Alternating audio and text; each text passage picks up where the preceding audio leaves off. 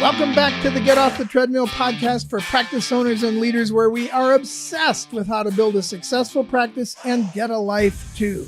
Hi, I'm Chuck Blakeman, and we're going to dive into another topic that helps us make more money in less time, get off the treadmill, and rehumanize dentistry by giving everybody their brain back. Today, I'm talking with Dr. David Rice. He's the founder of the nation's largest student and new dentist community, igniteDDS, and he travels the world speaking, writing, and connecting today's top young dentists with tomorrow's most successful dental practices. He also maintains a team-centered restorative and implant practice in East Amherst, New York. With 23 years of practice in the books, he has completed curriculums at the Spear Center, the Pankey Institute, the Dawson Center, and the School of Hard Knocks. You probably have a PhD in the School of Hard Knocks, don't you, Dr. David? I think we all do a little bit. Yeah, if we're paying attention.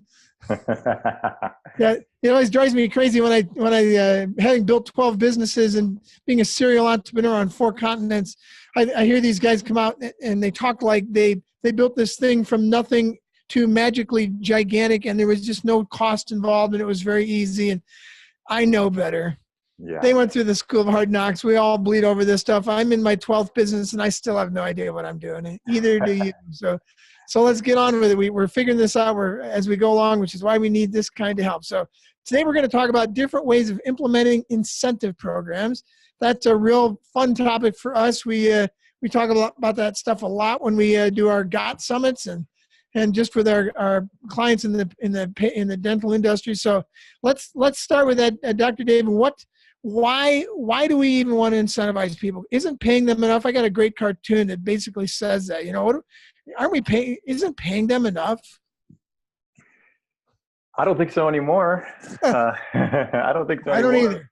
No, I guess my experience, and I know it's been yours too. I've been following you for quite some time. Is people want more. People want more than a job. They want something bigger than that. They want a meaningful life. They want to contribute. They want to be a part of something. So for us, I think creating a program is as much to let our team know that this is us. This is not, there's no hierarchy in our practice. We're all in this thing together. Right. And we're all on board to help our patients the best we can. And why not build something together and show our appreciation and show that we're paying attention and watch our practice thrive as a group. It's fascinating as you say that. I mentioned before we started, I'm working on my 3rd book, Rehumanizing Dentistry by Giving Everybody Their Brain Back. Mm-hmm.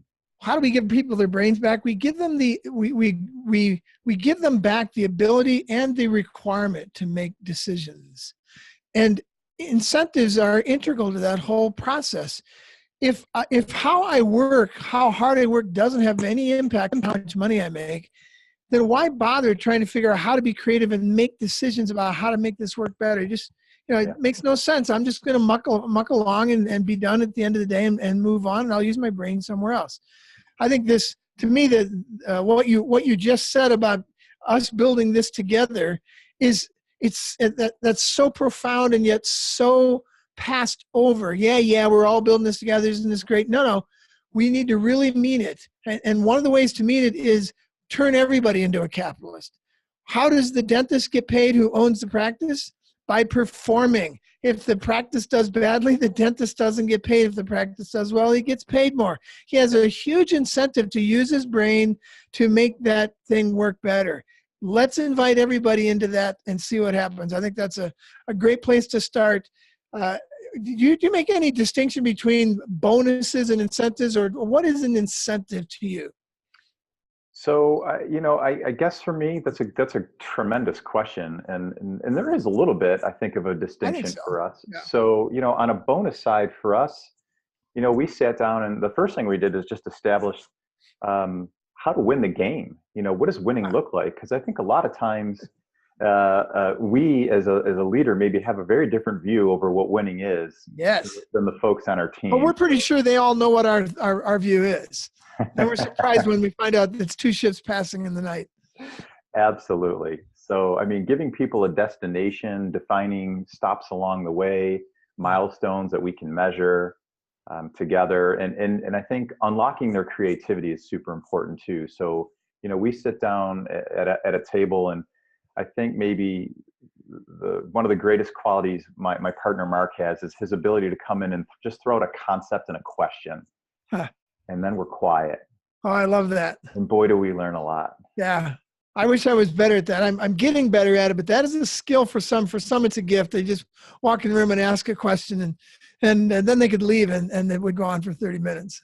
Yeah, it's amazing. It's amazing. Yeah, but for us, we do things a little bit differently than I think many practices. We don't really like to have defined roles and who gets what type of bonus. We all work together. If the phone doesn't ring, if it's not answered, ideally, then a patient doesn't come in. If we don't handle that patient well as a dental assistant or a dental hygienist or a dentist, they never get back up front again to get rescheduled for production and collection. So we do a team-wide bonus in that sort of category of benefits to people. And when the team does well, we all do well. And if the team doesn't do well, we go back to the drawing board and figure out what to tweak.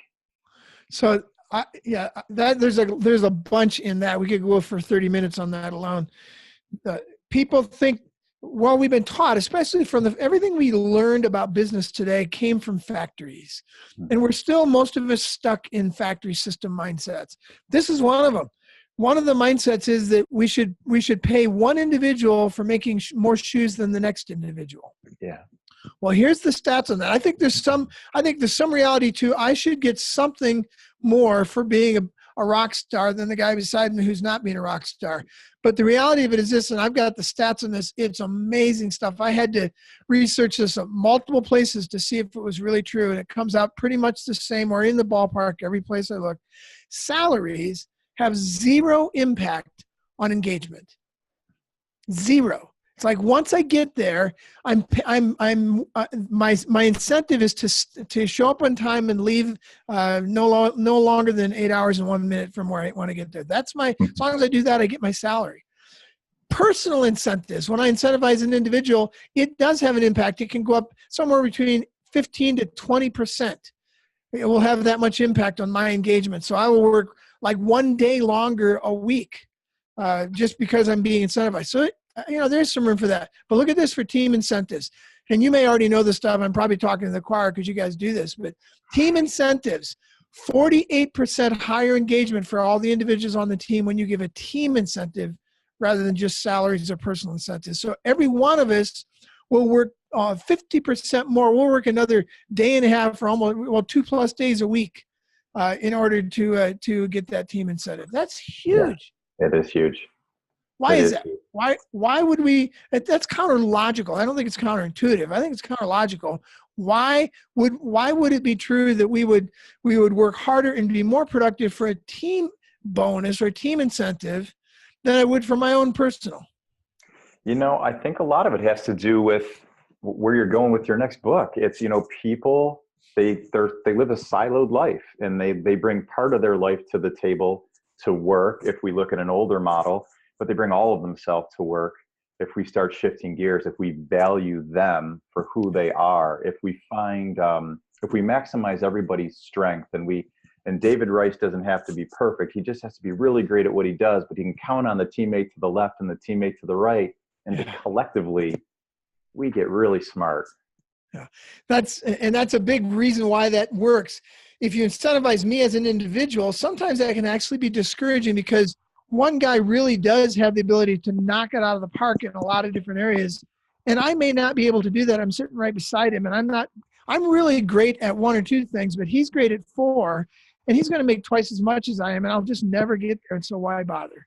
Yeah. And so I kind of begin to shut down because he's just racing out in front of me, and it's the rugged individualist, and he doesn't care about me because he's getting his.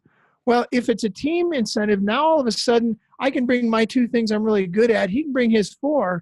But then he recognizes that if he doesn't help me get better at the other 2, it's going to have an impact on his incentive. So now all of a sudden he's got a real, true, tangible incentive to use his rock starredness to make me better. This is not brain surgery. It's just the same thing. If our listeners would think of this, that people who are team leaders or office leaders or founders of practices, if you founded a practice, you have a really vested interest in making everyone around you successful, because you know when you do, you will make more money. Well, why don't we again just get everybody doing that? Yeah. It sounds like a no-brainer. It does sound like a no-brainer. It's hard to do. I think people often, maybe there's a little bit of competitiveness in human nature, and I want to one-up somebody around me until you really create a culture where that isn't winning the game. Yeah.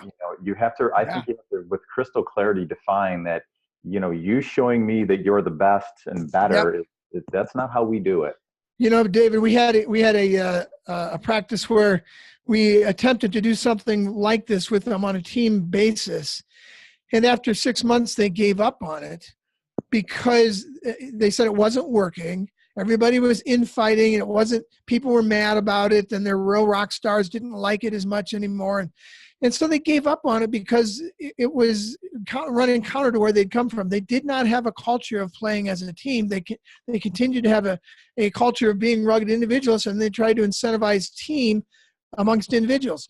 It's a cultural thing. To your point, you've got to have people who actually want to live and work together and make everybody successful. And that is a cultural adjustment. If you don't make the adjustment, team incentives won't work. Yeah, I totally agree with that. And, I think where a lot of dental practices falter, like probably most businesses that you've worked with, is as leaders, we're not the best at accountability. So it's not that the superstar isn't tremendous. It's how do we raise the other person up? And if we can't raise them up, help them understand that we need self-motivated people here. Yeah. And if that doesn't work, then we have to have a system of accountability to either help or remove and move on. And I don't know about you, Dr. Rice, but a lot of the clients we've worked with and continue to work with, some of them have a real aversion to the numbers. And I get it to some degree, because a lot of them are artists, and they love the art of dentistry and the science of dentistry and the technical side of dentistry. And it's almost beneath them to think about, well, I have to charge this much and make this amount of money and keep this kind of client acquisition or patient acquisition and this much new patient acceptance rates. And, that stuff just bothers them. They just feel like, hey, if I'm a great dentist, this should work. Build it and they will come. And so they have an aversion to the metrics. But how do you speak to that? I'm sure you see that as well. I see exactly what you see, and I'll tell you, we are totally transparent about every penny that walks in, every penny that walks out, and how it all happens, because people are making assumptions anyway. And the person they're assuming is taking the lion's share of everything is us as the dentists. So, your team, whether you want to believe it or not, they picked a number, and probably their number's a lot higher than the number in actuality. So why not share with the team what the math looks like and help people understand? It's eye-opening. We did an experiment a few years ago, and we said, hey, this is how much we invest in all of our team meetings from a budgetary standpoint, on lunches and doing these things and that. And here's what it is. And as a team, you're all in charge now. You're the leader. What do you think we should do? And they came back with a brand new budget and said, well, why would we invest all that here? Can't we do this with that money? Wouldn't that be more productive? And I'm like, oh my gosh, thank you for seeing that. Yeah. But we get stuck in our habits. Yeah. If our listeners can only hear that and apply it, it's again, this comes from factory system stuff as well. In the factory system, it was a top-down hierarchical system where I call it a pyramid scheme because it looks just like one. And a pyramid scheme is basically built so that the people at the top are the ones who will always benefit the most. The people got in first and at the top are going to benefit the most. So get to the top. And by default, the people at the bottom get used. Well, in that kind of environment where you have users and benefiters, transparency does not work for you. Because when they find out that what everybody else makes or all that kind of stuff, they start getting ticked off because they realize they're working their rear ends off and the guy upstairs isn't, or whatever. So it makes a real difference when you begin to become transparent and you work with people together and say, let's build this together. It's hard for a lot of dentists because they don't want people to see what they're taking home. Well, there is something to, hey, I built this, I put my money into it, and I put my risk into it. That's capitalism. It's a risk-reward ratio. The more risk you take, the more reward you should get. I've never had anybody in our businesses really sweat a nickel over the fact that we make a lot more money than some of them. Agreed. They're more than happy that we do, because they see we started this, we put the risk in, we put the money in, we put the ideas in, we put the education, we did all those things. We did a lot more than they did. They're still taking some risks, so they love getting an incentive too. But we're all playing the capitalist game, and some people will make more than others. But speak to that again about the transparency. That is so important. How have you seen where someone's made, can you give me an example, or maybe just how someone has made the shift from guarding every nickel to opening the kimono and letting people see it and watching the difference? Yours is a great example. Do you have any others? Sure, absolutely. I mean, you watch it even from an overhead standpoint in supplies, and where people maybe were not cognizant of, something costs $1 or $2. Like, oh, it's $1, $2. But then they add up all the dollars and $2 over the course of a week and a month and a year and 2 years. And then these are smart people that work with us. This is amazing. And they look at, well, God, over the course of 5 years, we've wasted this much money. Why are we doing that? What if we shifted our ordering, and instead of stocking all of these things, we did this? And I think the real key is just turn your talent loose, get out of their way. If you trust them enough to have them on your team, turn them loose. And if you don't trust them that much, build a new team. Yeah, you've got the wrong people, or you've got the wrong mindset. And almost always it's the wrong mindset. I would encourage our readers to read a book by David Marquette called Turn the Ship Around, where he took the worst rated sub in the Navy and in 1 year made it the best rated submarine in the Navy with the same 134 people that had made it the worst. Mm-hmm. And it's because he had a different mindset than the guy in front of him. The guy in front of him said, these people are stupid and lazy, and it's up to me to make them work hard. He came in and said, no, I'm going to turn everybody loose. You all have a brain. You're all adults. You're all smart and motivated. Let's figure out how to run this sub together. And in 1 year, he turned the same 130 stupid and lazy people into smart and motivated ones, because he changed his mindset. So more often than not, it's us. We got to believe that these people can and will do this. And then it's so much fun when I see dentists begin to let go of things, and their team picks them up and they're astonished. Yeah. Yeah. It's like, I can't believe that, what they're usually astonished at is how long they held on to this before they finally realized that, I could have given this away 10 years ago. You know what? Can I apply that to my favorite incentive? Sure. This is going to be out of the box for you dentists. It's time off. Aha. Time is the new money, baby. Time is the new money. Absolutely. So, we went from a system of, well, you earn X amount of time based on how long you've been here, and to a system of, we sat down with the team and said, okay, so we all need time out of this building for different reasons. You may have small children, you may have elderly parents, you may just love to travel, whatever that is. But if we play this game right and we play it well together, there will be a lot of days and a lot of weeks where maybe we don't all need to be here at the same time to be highly productive. And our simple rule was, if you feel like you want something, go to the team. And if the team approves, then go for it. And the team takes care of itself. It's amazing. Yeah, and again, you're right. That sounds so crazy. Yeah. But 10 years ago, there was I can't remember who it was, now lots of restaurants, a very large restaurant in New York was throwing up their hands over scheduling. The hardest thing to do in a restaurant, they had like 150 people. They had 200 people, something like that. They threw up their hands and said, you guys figure it out. Here's the parameters. Here's the bell curve. We need these many people of this quality and this skill at these times. If you can figure this out, we'll let you run it.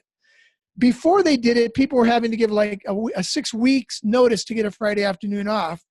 Now they could call somebody on a Thursday and have them step in for them on Friday. And the thing works way better than it used to because they gave it to the people to run.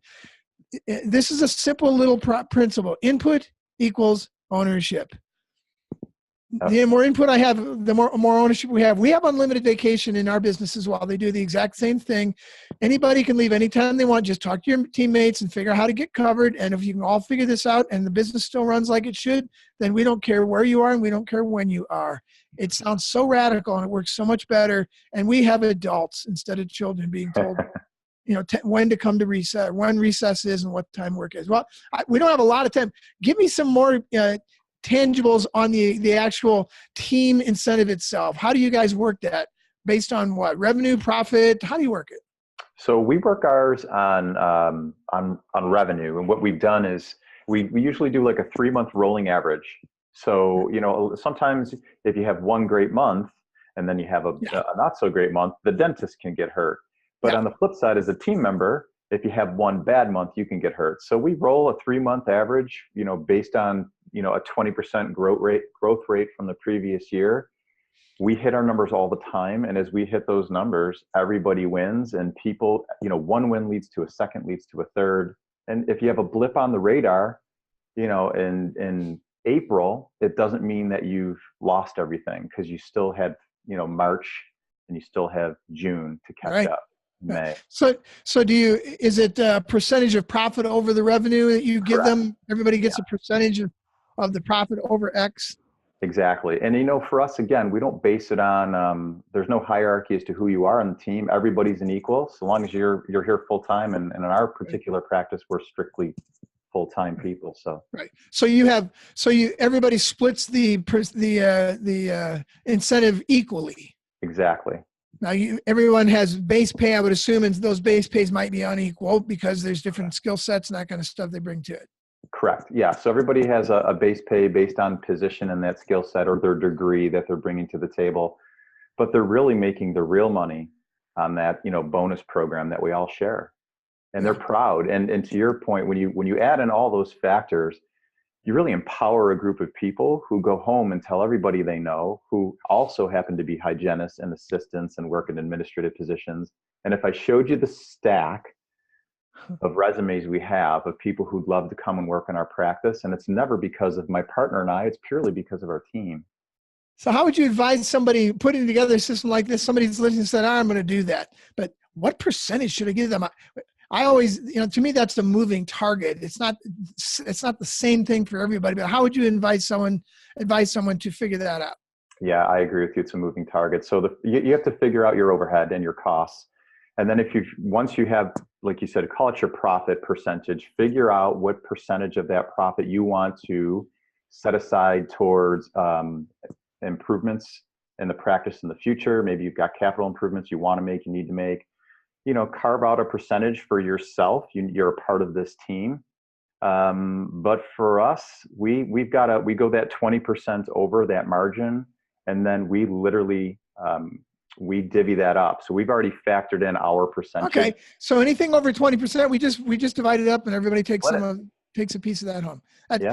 And simplicity like that is really important for those listening. Complex programs don't work. I have a friend who has 5 locations, and each location basically is incentivized. They say we need to keep 10% of the profit every quarter has to stay in the business, and then 50% of anything over 10% you guys take home. Mm-hmm. And it's just that simple. And as soon as he did that, people were wondering, they were worrying about how much does our floss cost, and can we get the same quality floss somewhere else? And so I would throw in one of my own biases here is it's not just about costs. It's not just about revenue. There are 3 things we found that make for a good incentive: quality, quantity, and happiness. How many shoes did you make? How well did you make them? And how happy are your customers? You can do 2 out of 3 and the business will go down. You can make great shoes fast and your customers hate you, or your customers love you, but you make lousy shoes slowly. So it has to be all 3. And those are measures that we have to bring into that. Well, this has been really enlightening. I hope we can get a bunch of people running in your direction and to find out more about this. How do they get a hold of you? Oh, best way to get a hold of me is just shoot me an email at david.rice@igniteDDS.com. David.rice, RICE, at igniteDDS.com. Correct. Awesome. Well, this has been fun. It's all we did was touch the end of the torch here, and I hope that's enough to get people moving. We look forward to talking to you again. Thanks so much. You bet. If this podcast was helpful, please subscribe by computer or by phone, or connect with us at www.gottsummit.com, 2 T's, GOTT summit.com. That stands for Get Off the Treadmill. We have those summits quarterly for dental practitioners only. Or connect with us at www.chuckblakeman.com or email us at grow@cranksetgroup.com. Let's get off that treadmill. Let's get into the participation age. I look forward to seeing you in the next podcast. Thanks.